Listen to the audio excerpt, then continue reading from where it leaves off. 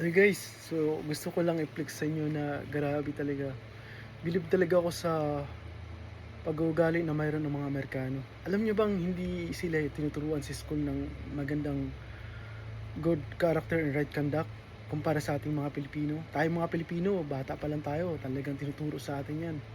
At kahit mga magulang natin, tinuturo sa atin yung magiging good and right conduct. Pero alam niyo sa Pilipinas ko lang nakita na pag once na ang daming mga staff na masusungit, ang sasama ng mga ugali, ang tataray, ang susuplada. Sa Pilipinas mo lang makikita. Hindi ko dina-down, hindi ko nila lahat, pero guys, karamihan ng mga staff sa Pilipinas, lalo na pag nasa position sila, grabe ang susungit talaga. Dito sa Amerika guys, hindi ganun.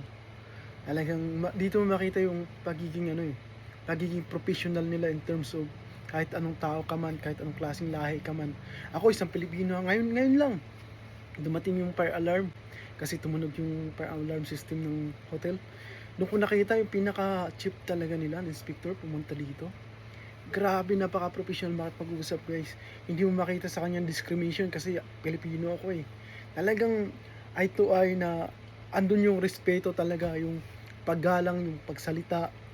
Alam niyo sa atin hindi ganun eh.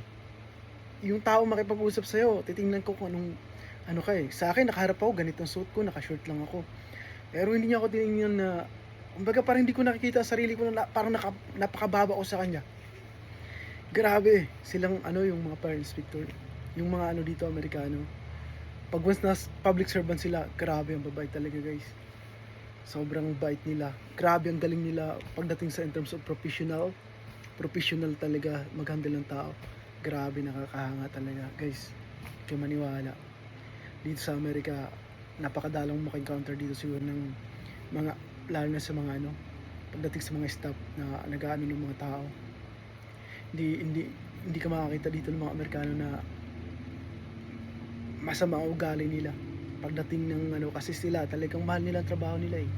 Kumbaga papakisamahan nila kahit anong klaseng tao ka.